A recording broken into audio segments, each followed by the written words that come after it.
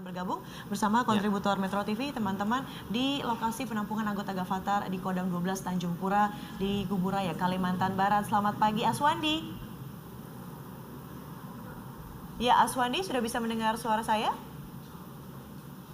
Aswandi ini akan menggambarkan begitu kepada pemirsa kondisi terkini terkait pengungsi yang akan dikembalikan begitu atau dipulangkan. Ada lebih dari 1.000 ya. 1.500 tadi dikatakan ya. Aswandi, selamat pagi. Halo, selamat pagi. Iya, Aswandi, bisa Anda ceritakan begitu seperti apa kondisi terkini pengungsi hingga pagi hari ini, Aswandi? Baik, terima kasih pemerintah. Saat ini saya sedang berada di posko kemanusiaan, yaitu tepatnya di Bekangdam Kodam 12 Tanjung Pura Pontianak yang berada di Jalan Adi Sucipto Pontianak. Di sini adalah merupakan posko pengungsian dari mantan anggota Gavatar yang dievakuasi dari daerah Kabupaten Mempawah. Di sini tercatat sekitar 1.119 jiwa atau sekitar 318 kakak menempati posko di Bekangdam ini. Di sini dapat saya sampaikan bahwa ada dua tempat yang digunakan, yaitu di parkiran di Bekangdam ini ada dua tempat, ada parkiran di sebelah kanan dan juga ada parkiran di sebelah kiri. Selain itu dari BNPB Kalbar juga mendirikan ada belasan tenda untuk para pengungsi yang dievakuasi dari Mempawah ini.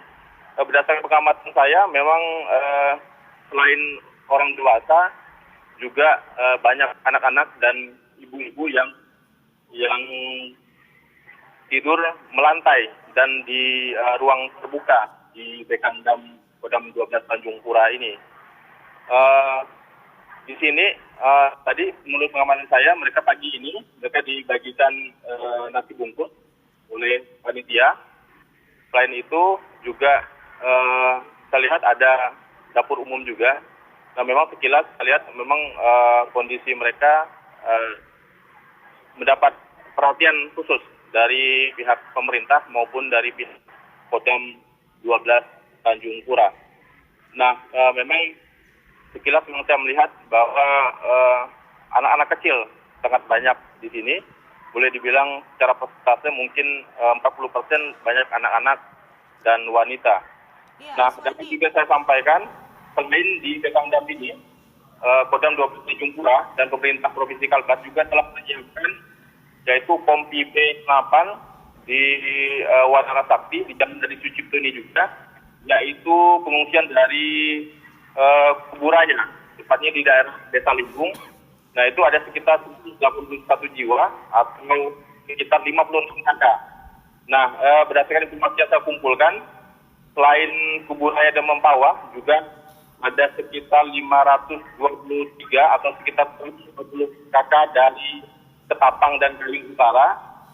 Informasi yang saya peroleh, sudah dievakuasi dari lokasi tempat mereka melakukan pertanian dan dibawa ke daerah perkebunan dan rencananya akan digabungkan di Pontianak.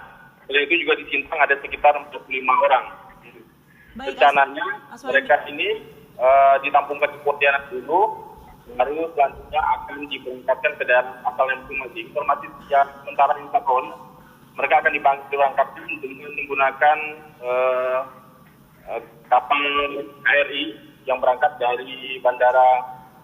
dari Pelabuhan Pontianak ke Semarang. Baik. Hanya informasi yang saya peroleh, ini tidak hanya dari Pulau Jawa, tetapi juga ada dari Sumatera. Sementara demikian laporan saya dari Bekangdam Kodam 12 Tanjung Pura Pontianak. Ya, untuk mengetahui informasi terkini terkait evakuasi pengungsi mantan anggota Gavatar dari Mempawah, kami sudah tersambung ya, Iqbal? Ya, langsung melalui hubungan telepon dengan Kadis Penal Laksma Zainuddin. Selamat pagi, Pak Zainuddin. Selamat pagi, Mas, Pak Iqbal.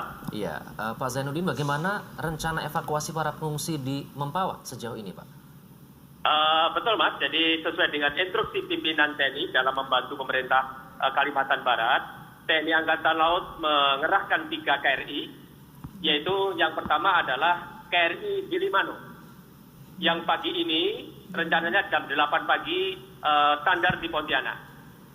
Sedangkan 2 KRI Teluk Bone dan Teluk Banten dalam perjalanan lintas laut diperkirakan tanggal 23 malam sudah sampai di Pontianak, Mas.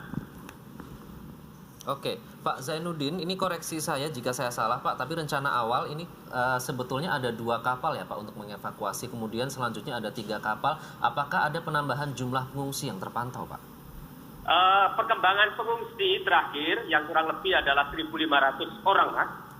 Dari Kabupaten Mempawah, yaitu adalah 1.100. Kemudian di Kabupaten Kuburaya sekitar 400. Dengan harapan diangkut 3 RI bisa mencukupi, Mas. Oke, baik. Kemudian untuk kebutuhan logistik, Pak, selama proses evakuasi nanti apa yang akan disediakan, Pak? Kebutuhan logistik tentunya akan kita koordinasikan dengan pemerintah daerah, Mas.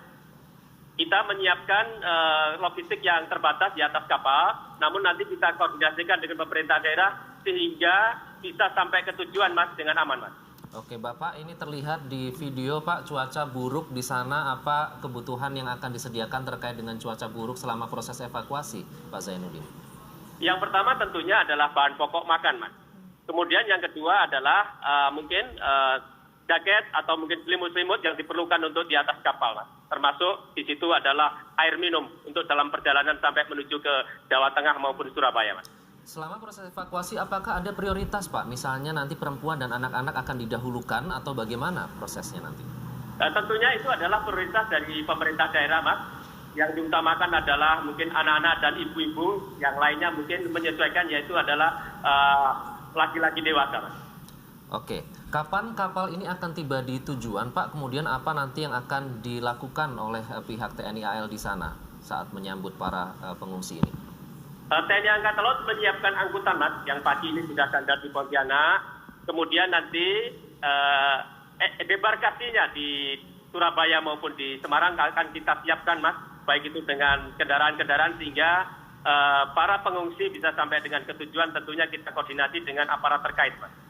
Baik, itu harapan kita bersama. Terima kasih Pak Kepala Dinas Penerangan TNI Angkatan Laut Laksma TNI M. Zainuddin sudah bergabung bersama Selamat Pagi Indonesia. Ya, semoga Sepasang suami istri yang bekerja sebagai PNS di kantor Badan Pusat Statistik Kabupaten Jeneponto, Sulawesi Selatan disinyalir sebagai dalang terbentuknya Gavatar bagian selatan Kota Makassar. Abdul Kadri Natsir dan Hasriani Hafid adalah pasangan suami istri yang menghilang sejak awal Oktober tahun lalu bersama kedua anaknya yang masih kecil, serta seorang pengasuh anaknya dan hingga kini belum diketahui keberadaannya. Berdasarkan data Polres Jeneponto, hilangnya keluarga tersebut diduga setelah bergabung dengan kelompok Gavatar. Kapolres Jeneponto AKBP Joko Sumarno mengatakan Hasriani Hafid adalah ketua Gavatar di beberapa wilayah di Sulawesi Selatan. Abdul Kadri Nasir. Jeneponto, Bantaeng, Bulukumba, Selayar.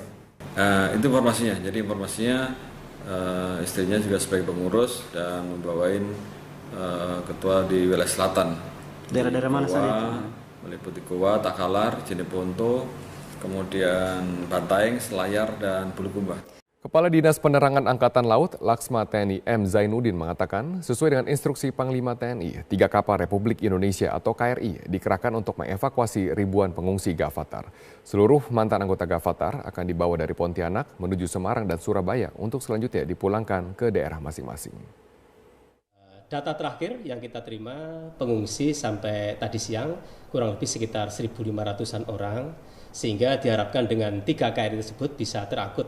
Kesiapan daripada kapal tersebut, begitu sandar KRI Grimalo, tadi pagi sudah menyiapkan tenda-tenda untuk menampung daripada pengungsi.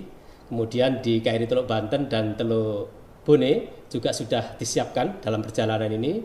Dalam on-board di kapal dibantu oleh 1 peleton marinir untuk mengamankan dalam perjalanan. Kemudian juga ada tim kesehatan, yaitu kesehatan terbatas apabila di dalam perjalanan ada pengungsi yang mengalami sakit dan sebagainya. Dan di situ juga disiapkan perwira rohani. Hingga sampai dengan Surabaya dan Semarang harapan kita berjalan dengan baik dan aman. Terkait dengan aksi penolakan warga terhadap anggota Gavatar yang diduga membawa aliran sesat, Menteri Sosial Kofifa Indar Parawansa meragukan bahwa semua anggota Gavatar mengetahui secara menyeluruh organisasi yang mereka ikuti tersebut.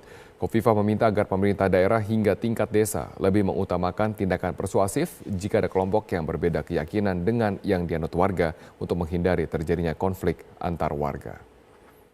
Aliansi-aliansi yang terbangun itu seringkali kita tidak sempat melakukan proses telaah, kita tidak sempat mengkritisi, kita tidak sempat klarifikasi. Jadi kalau mungkin yang disampaikan itu pesan-pesan, oh kita akan bantu orang, kita akan lakukan kerja-kerja sosial, jadi ya sudah itu baik. Nah, hal-hal lain mungkin tidak sempat didalami dan memang proses identifikasi itu bisa sesederhana itu memang yang terjadi di tengah-tengah masyarakat. Bagi mereka yang masih dalam tahapan mencari kebenaran, mencari proses-proses religiositas secara lebih mendalam, itu akhirnya mudah sekali untuk terafiliasi di dalam komunitas-komunitas yang mereka tidak sempat melakukan verifikasi itu. Nah, ini menjadi penting lini yang paling bawah di tingkat desa. Kalau di tingkat desa itu ada sesuatu yang dianggap keluar dari mainstream, memang sebaiknya langsung dilakukan langkah persuasi. Ini untuk menghindarkan kemungkinan penggunaan kekerasan. Jaksa Agung Muda Intelijen Adi Togarisman mengatakan tim pengawasan aliran kepercayaan masyarakat tingkat pusat sepakat bahwa gerakan Fajar Nusantara atau Gavatar terindikasi menyimpang dari ajaran agama Islam. Gavatar merupakan metamorfosis dari ajaran Al-Qiyadah Al-Islamiyah yang mengakui Ahmad Musadek sebagai nabi yang baru. Tim akan merekomendasikan Majelis Ulama Indonesia untuk mengeluarkan fatwa terkait Gavatar. Yang pertama, kesimpulan rapat tim Pakem tingkat pusat yaitu bahwa gerakan Fajar Nusantara Gavatar yang menyatakan dirinya sebagai organisasi masyarakat atau ormas yang kegiatannya berkedok melakukan kegiatan sosial, namun dalam kenyataannya telah mengajarkan dan menjalankan ajaran agama yang berindikasi, saya ulangi, berindikasi menyimpang dari ajaran agama pokoknya, yaitu agama Islam kepada pengikutnya. Nanti pertanyaan bisa berkembang, yang saya sampaikan dulu hasil rapatnya, kesimpulannya. Yang kedua, bahwa gerakan Fajar Nusantara Gavatar merupakan metamorfosis dari komunitas Milah Abraham atau disingkat Komar, yang sebelumnya juga merupakan metamorfosis dari Al-Qiyadah Al-Islamiyah yang telah dilarang oleh Keputusan Jaksa Agung Republik Indonesia nomor Cap 116/A/JA/11/2007 tentang larangan kegiatan aliran dan ajaran Al-Qiyadah Al-Islamiyah di seluruh Indonesia, yang Kemja itu juga berdasarkan pada Fatwa Majelis Ulama Indonesia nomor 04 tahun 2007 tentang aliran Al-Qiyadah Al-Islamiyah.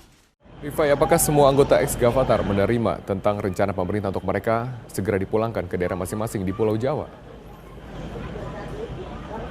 Pertanyaan yang sangat menarik. Secara random atau acak kami sempat mendatangi beberapa dari kepala keluarga yang ada di penampungan sementara ini. Dari 1.171 lalu 318 kepala keluarga ini secara acak kami tanyakan apakah mereka memang berkeinginan, benar-benar berkeinginan untuk bisa dikembalikan ke wilayah asalnya, diantaranya Jawa Tengah, daerah istimewa Yogyakarta, lalu Jawa Timur.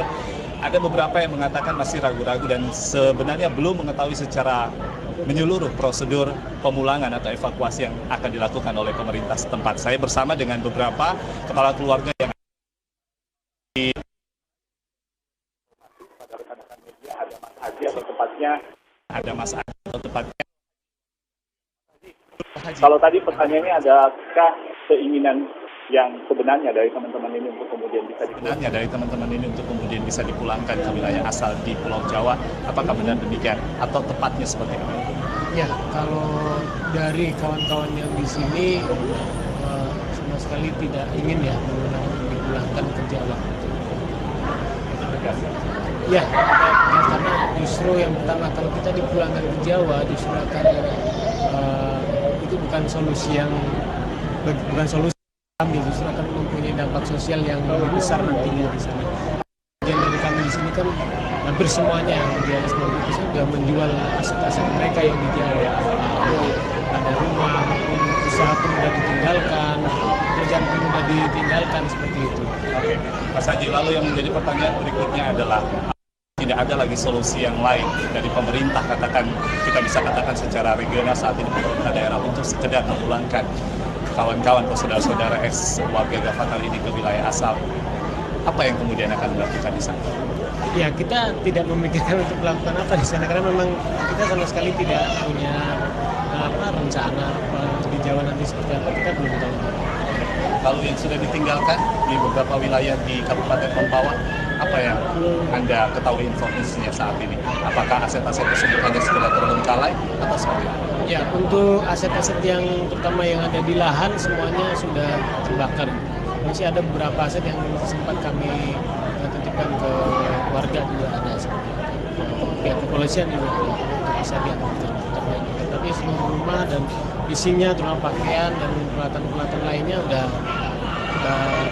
terbakar.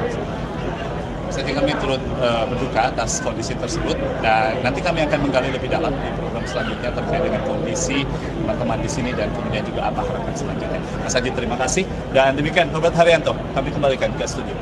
Baik, terima kasih Rifai Pamone atas informasi dan langsung dari Pontianak.